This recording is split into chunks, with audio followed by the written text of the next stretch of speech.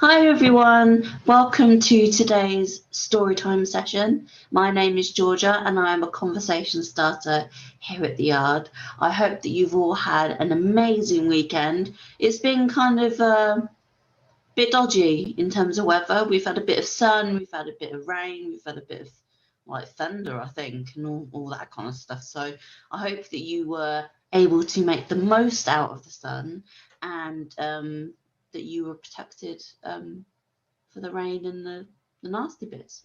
So yeah, I had a great weekend. Thank you for asking. Saw my family, and yeah, so now I'm like all refreshed, I'm rejuvenated, and ready for this week and what it's got in store for us. So something that's really exciting, I wanted to tell you guys about straight away, is that from Tuesday till Friday, the time when Jasmine is at the Yard and she's going to be doing her tea and toast, I'm actually going to be doing a mini online tea and toast. Yes, I'm doing a mini online tea and toast for about half an hour, and I can't wait for you guys to join me.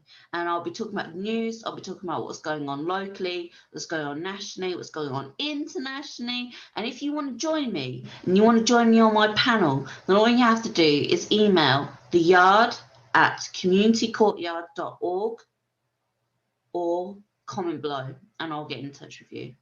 So yeah, let's get into this, get into the book. So as you know, we're reading Six of Crows.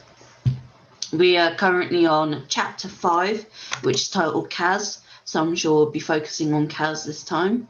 It's a shorter chapter, but that kind of works out because my internet has been messing about a little bit recently. So yeah, I think it'll be all right for this. Okay. Kaz followed East Stave towards the harbour through the beginnings of the Barrel's gambling district.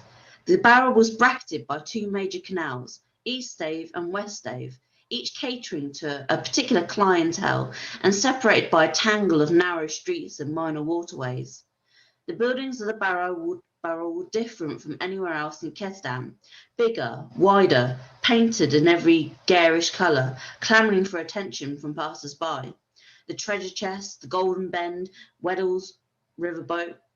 The best of the betting halls were located further north in the prime real estate of the Lid, the section of the canal closest to the harbours, favourably situated to attract tourists and sailors coming into port. But not the Crow Club, Kaz mused as he looked up at the black and crimson facade. It had taken a lot to lure tourists and risk Cunley muchers this far south for entertainment. Now the hour was coming up on 4 bells, and the crowds were still thick outside the club.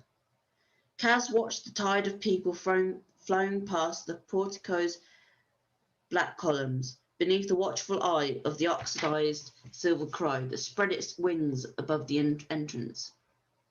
Bless the pigeons, he thought. Bless all you kind and generous folk, ready to empty your wallets into the dregs' coffers and call it a good time. He could see barkers out front shouting to potential customers, offering free drinks, hot pots of coffee, and the fairest deal in all of Kesdam. He acknowledged them with a nod and pressed further north. Only one other gambling den on the stave mattered to him, the Emerald Palace, Pekka Rollin's pride and joy. The building was an ugly green, decked out in artificial trees laden with fake gold and silver coins. The whole place had been done up as some kind of tribute to Rollin's Kalish gang and his heritage and his gang, the Dime Lions. Even the girls working the chip counters and tables wore glittering green sheaths of silk and had their hair tinted a dark, unnatural red to mimic the look of girls from the Wandering Isle. As Kaz passed the emerald, he looked up at the false gold coins, letting the anger come out of him. He needed it tonight as a reminder of what he'd lost, of what he stood to gain. He needed it to prepare him for his reckless endeavour. Brick by brick, he muttered to himself. They were the only words that kept his rage in check, that prevented him from striding through the Emerald's garish gold and green doors, demanding a private audience with Rollins and slitting his throat, brick by brick. It was the promise that let him sleep at night, that drove him every day and kept Geordie's ghost at bay, because a quick death was too good for Pekka Rollins. Kaz watched the flow of customers in and out of the Emerald's doors and caught a glimpse of his own steerers, men and women he'd hired to seduce Pecker's customers south with the prospect of better deals, better wins, and prettier girls. "Where are you coming from, looking so flush?" one said to the other, talking far more loudly than necessary. "Just got back from the Crow Club. Took 100 Kruger off the house in just 2 hours." "You don't say." "I do. Just came up the stave to get a beer and meet a friend. Why don't you join us and we'll all go together?"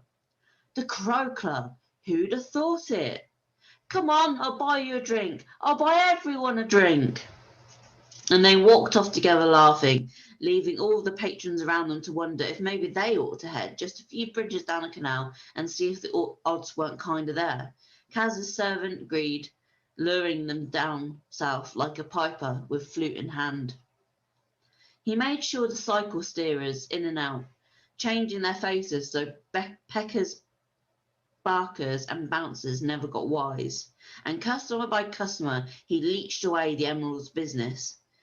It was one of the infinite tiny ways he'd found to make himself strong at Pecker's expense, intercepting his shipments of Jerda, charging him fees for access to Fifth Harbour, undercutting his rents to keep his properties free of tenants, and slowly tugging at the threads that made up his life. Despite all the lies he'd spread and the claims he'd made to Gilsnight, Kaz wasn't a bastard. He wasn't even from Ketterdam.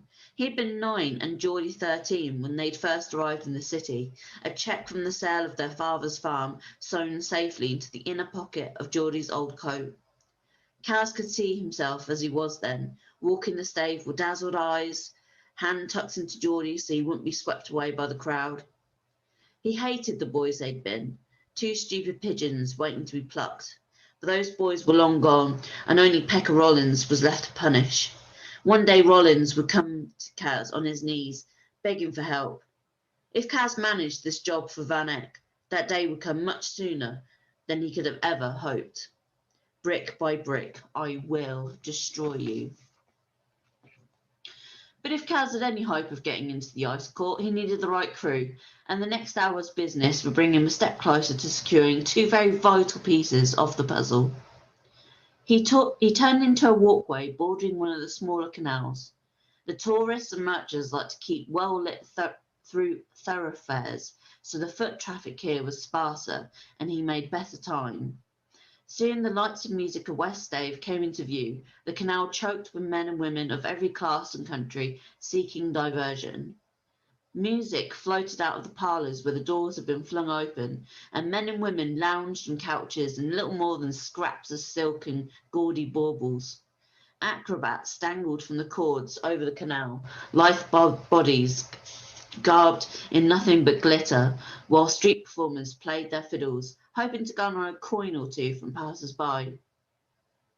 Hawkers shouted at sleek private gondolas of richer merchants in the canal, and the larger brow boats that brought the tourists and sailors inland from the Lid. A lot of tourists never entered the brothels of West Stave, they just came to watch the crowd, which was a sight in itself. Many people chose to visit this part of the barrel in disguise, in veils or masks or capes, with nothing but the glint of their eyes visible. They bought their costumes in one of the speciality shops off the main canals, and sometimes disappeared from their companions for a day or a week, or however long their funds held out. They dressed as Mr. Crimson or the Lost Bride, or wore the grotesque, goggle-eyed mask of the Madman, all characters from the comedy brute. And then there were the Jackals, a group of rowdy men and boys who cavorted through the barrel in red lacquered masks of silly fortune-tellers. Kaz remembered when Inez had first seen the jackal masks in a shop window. She hadn't been able to contain her content. Real silly fortune-tellers are rare. They're holy men and women. These masks that are handed around are like party favours, are sacred symbols. I've seen silly tellers ply their trade in caravans and pleasure ships in Edge. They didn't seem very holy. They are pretenders, making themselves clowns for you and your ilk. My ilk? Kaz had laughed. She waved her hand in disgust. Shivrati, she said. Know-nothings. They're laughing at you behind those masks. Not at me, Inej. I'll never lay down a good coin to be told my future by anyone, fraud or holy man. Fate has plans for us all, Kaz. Was it fate that took you from your family and stuck you in a pleasure house in Ketterdam, or was it just very bad luck? I'm not sure yet, she'd said coldly. In moments like that, he thought she might hate him. Kaz wove his way through the crowd, a shadow in a riot of colour. Each of the major pleasure houses had a speciality, some more obvious than others. He passed the Blue Iris, the Bandit Cat, bearded men glowering from the windows of the Forge, the Obscura, the Willow Switch, the dewy-eyed blondes at the House of Snow, and of course the Menagerie, also known as House of the Exotics, where Inej had been forced to don fake silks. He spotted Tanti Helene in her peacock feathers and famous diamond choker, holding court in the gilded parlour. She ran the menagerie, procured the girls, made sure they behaved. When she saw Kaz, her lips thinned to a sour line and she lifted her glass, the gesture more threat than a toast. He ignored her and pressed on. The House of the White Rose was one of the more luxurious establishments on West Ave. It had its own dock, and its gleaming white stone facade looked less like a pleasure house, more as a merchant mansion. Its window boxes were always bursting with climbing white roses, and their scent hung dense and sweet over this portion of the canal. The parlour was even stickier with perfume. Huge alabaster vases overflowed with more white roses, and men and women, some masked or veiled, some with faces bare, waited on ivory couches, sipping near colourless wine and nibbling little vanilla cakes soaked in almond liqueur. The boy at the desk was dressed in a creamy velvet suit, a white rose in his buttonhole. He had white hair and eyes the colour of boiled eggs. Barring the eyes, he looked like an albino, but Kaz happened to know that he'd been tailored to match the decor of the house by a certain Grisha on the payroll. Mr. Becker, the boy said, Nina is with a client. Kaz nodded and slipped down a hallway behind a potted rose tree, resisting the urge to bury his nose in his collar. Uncle Felix, the board who ran the White Rose, liked to say that the house girls were as sweet as his blossoms. But the joke was on the clients. That particular breed of white rose, the only one hardy enough to survive the wet winter of Ketterdam, had no natural scent. All the flowers were perfumed by hand. Kaz trailed his fingers along the panels behind the potted tree and pressed his thumb into a notch in the wall. It slid open and he climbed a corkscrew staircase that was only used by staff. Nina's room was on the third floor. The door to the bedroom beside it was open and the room unoccupied, so Kaz slipped in, moved aside a still life and pressed his face to the wall. The peepholes were a feature of all the brothels, and they were a way to keep employees safe and honest, and they offered a thrill to anyone who enjoyed watching others take their pleasure. Kaz had seen enough slum dwellers seeking satisfaction in dark corners and alleys that the allure was lost on him. Besides, he knew anyone looking for this particular peephole and hoping for excitement would be sorely disappointed. A little bald man was seated fully clothed at a round table draped in an ivory baize, his hands neatly folded beside an untouched silver coffee tray. Nina Zenek stood behind him, swathed in the red silk kefta that advertised her status as a Grisha heart-render. One palm pressed to his forehead, the other to the back of his neck. She was tall and built like the figurehead of a ship carved by a generous hand. They were silent, as if they'd been frozen there at the table. There wasn't even a bed in the room, just a narrow settee where Nina curled up every night. When Kaz had asked Nina why, she had simply said, I don't want anyone getting any ideas. A man doesn't need a bed to get ideas, Nina. Nina fluttered her lashes. What would you know about it, Kaz? Take those gloves off and we'll see what ideas come to mind. Kaz had kept his cool eyes on her until she dropped her gaze. He wasn't interested in flirting with Nina Zelic, and he happened to know she wasn't remotely interested in him. Nina just liked to flirt with everything. He'd once seen her make eyes at a pair of shoes she fancied in a shop window. Nina and the bald man sat unspeaking as the minutes ticked by, and when the hour on the clock chimed, he rose and kissed her hand. "Go," she said in a solemn tone. "Be at peace." The bald man kissed her hands again, tears in his eyes.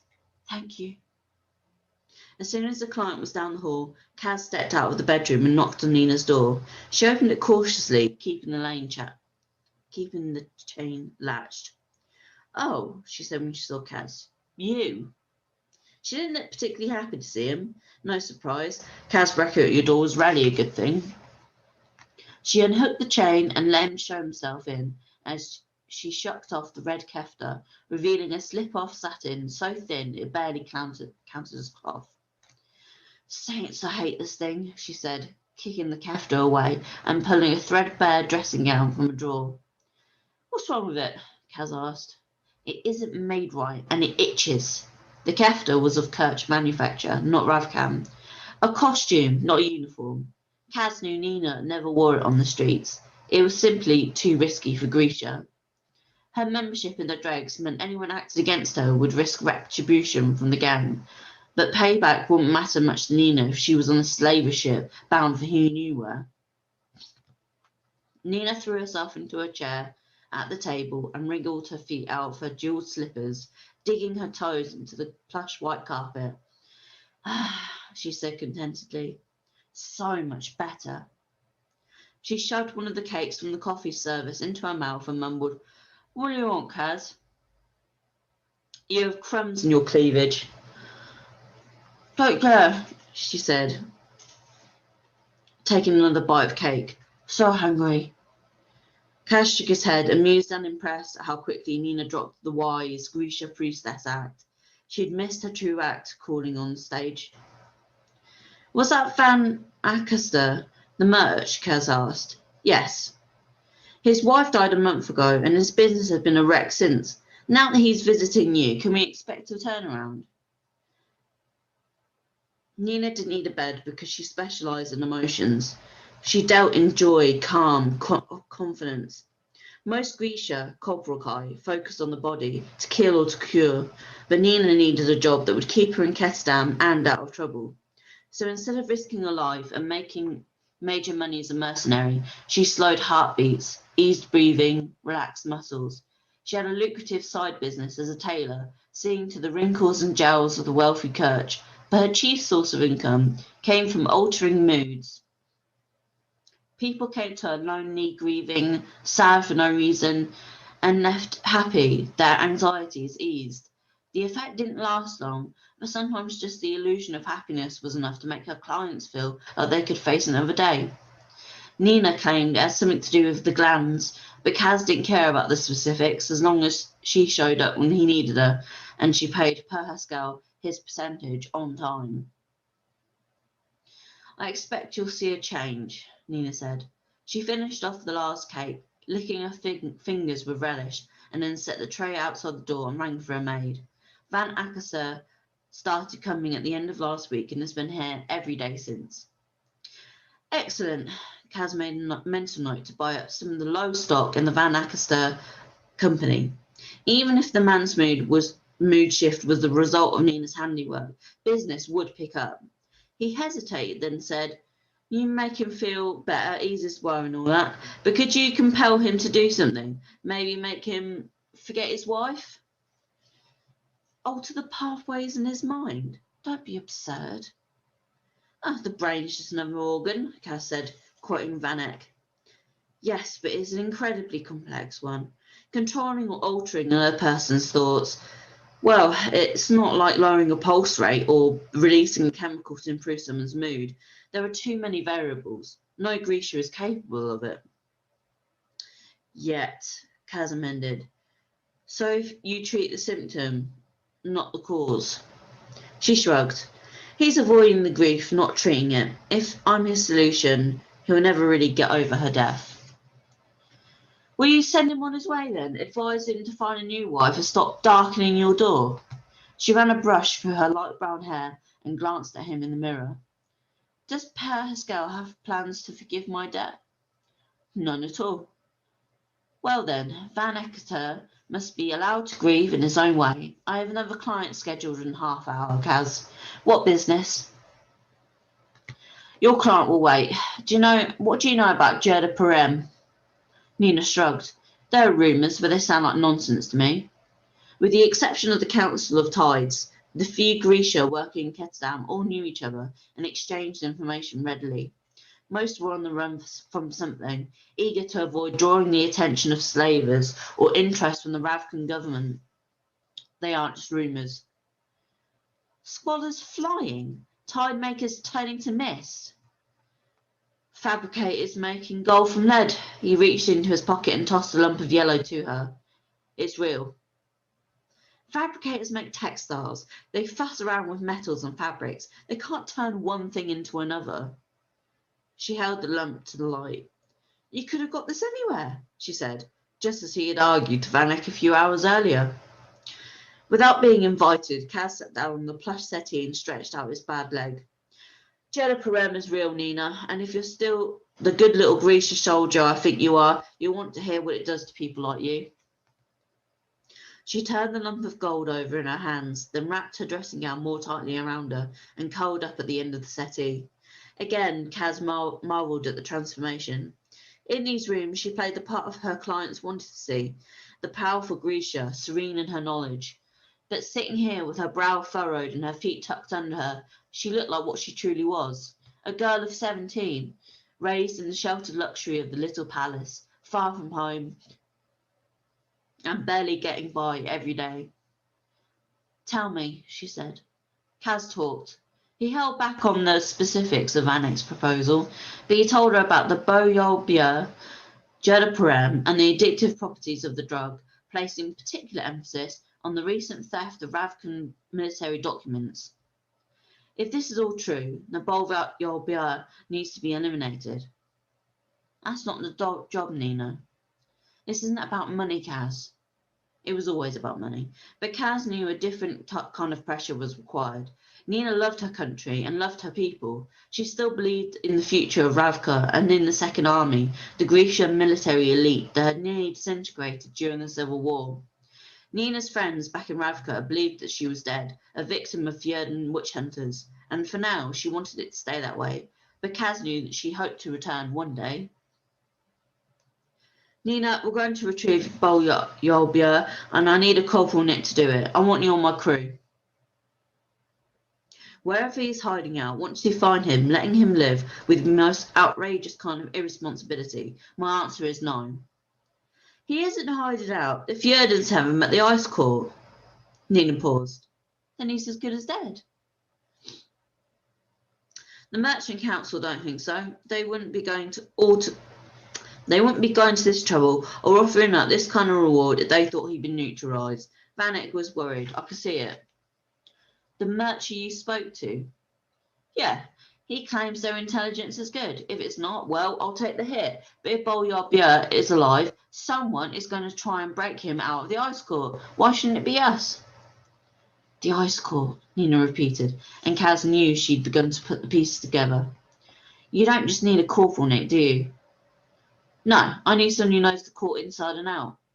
She leapt to her feet and began pacing, hands on hips, dressing gown flapping. You're a little skiv, you know that? How many times have I come to you begging you to help Matthias, and now that you want something, Pascal isn't running a charity. Don't put this on the old man, she snapped. If you'd wanted to help me, you know you could have. And why would I do that? She rolled at him. Because, when have I ever done something for nothing, Nina? She opened her mouth, closed it again. Do you know how many favours I would have had to call in? How many bribes I'd have to pay to get Matthias out of prison? The price was too high. And now, she managed, her eyes still blazing anger. Now, Matthias's freedom is worth something.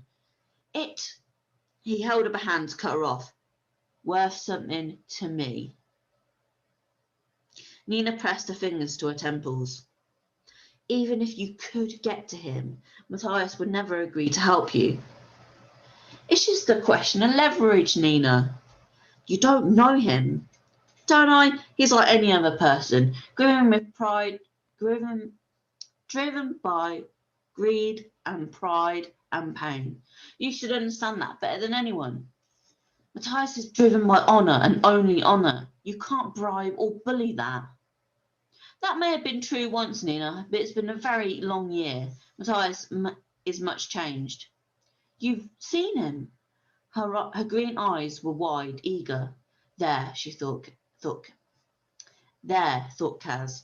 The barrel hasn't beaten the hope out of you yet. I have. Nina took a deep, shuddering breath. He wants his revenge, Kaz. That's what he wants, not what he needs, said Kaz. Leverage is all about knowing the difference. And that was chapter 5 of The Six of Crows. So as I said, a slightly shorter episode, slightly shorter chapter today.